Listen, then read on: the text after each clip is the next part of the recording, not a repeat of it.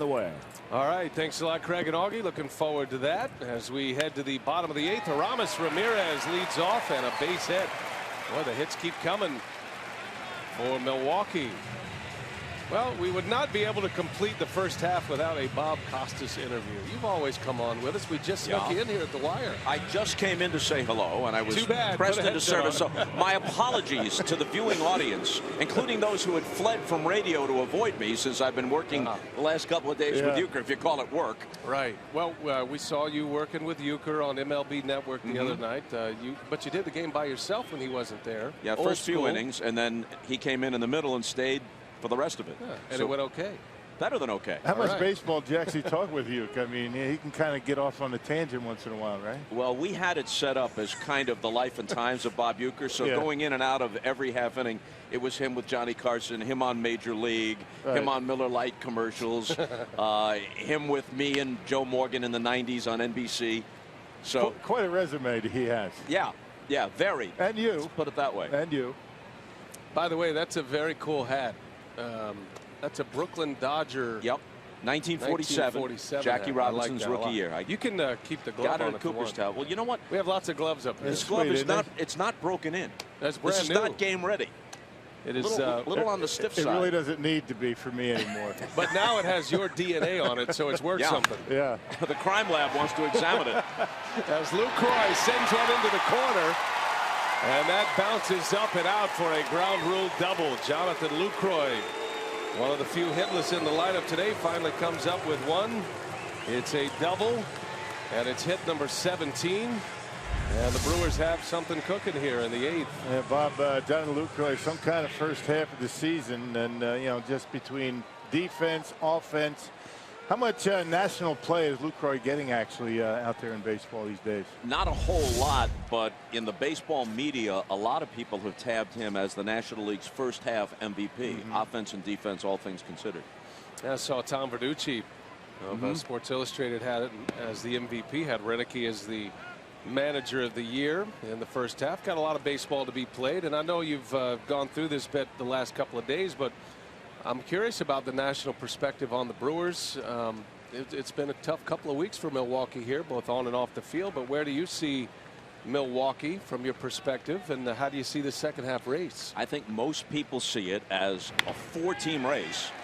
As Davis bounces to third, nice play over there by Ellis, but another run will score, and it's 10-1 Brewers. Go ahead. I think the Cardinals would be tabbed, especially now that it looks like they'll go into the All-Star break just a game back. They'd be tabbed generally as the class of the division, but in the absence of Molina and with Wacha on the disabled list and Shelby Miller not pitching quite as well as he did a year ago, and Joe Kelly just coming back off a long stretch on the DL, and he wasn't that effective on Friday night, the Cardinals have some questions surrounding them that weren't there a year ago. And even though they have hit the ball, with the exception of this game, pretty well this week against the Pirates and in the 2 games against the Brewers, overall they're about a run a game less than they were a year ago, and there was no way any team was going to hit 330 with runners in scoring position for a second consecutive season. That was the highest mark in 50 years by any team in baseball. So that had to come back to earth a little bit.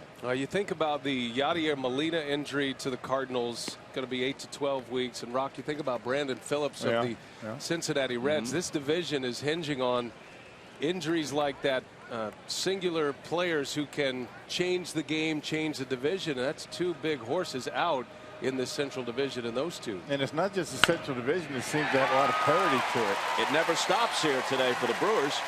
That's the Bob Costas effect, at least on our air. I don't know about the radio or on MLB Network, but every time you're here, the Brewers score a lot of runs. So Overbay is the last Brewer regular without a hit, and now he has one. So everybody in the starting lineup has a hit, and the Brewers are roughing them up.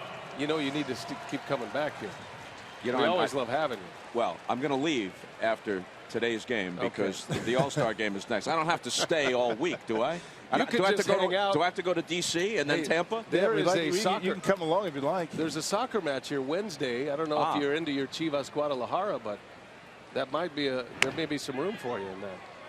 As Herrera bounces to third, and a low throw, and that gets by. Herrera safe. Overbay to third. I want to get your thoughts, Bob, on parity in baseball these days. I mean, a lot of all the divisions except for the Central and the American League pretty much clumped up. I mean, everybody really has a chance, and that's going to have a big impact on the trading deadline. Exactly. Buyers and sellers, right? Especially with the second wild card and with Bud Selig's vision of parity, if not being fully realized, getting closer and closer to it. You have fewer teams that are going to be in a selling mode, and also fewer teams have payroll issues than they used to. So you're not going to get as many salary dump deals as you used to get. So the trade deadline is going to be interesting. Teams that are in need of a key piece may not find as many sellers as they used to. Yeah, more buyers than sellers. And boy, I know it from my brother's perspective, who is now on the other side with the Texas Rangers. He was in that mode where he's trying to acquire major league players to help a roster. Now he's on the other side out there scouting and looking at prospects, but it's going to take some big prospects to land the big players that are available as Reynolds bounces into a 5-4-3. I'm going to put you on the spot. You can leave if you want. Don't feel guilty. Can you stay one more half inning, or do you need to go? I can stay for the top of the ninth, but I have to get back to do the post-game show with Uecker. Really? Yeah, I have to read the list of like 400 sponsors of the Brewers radio network.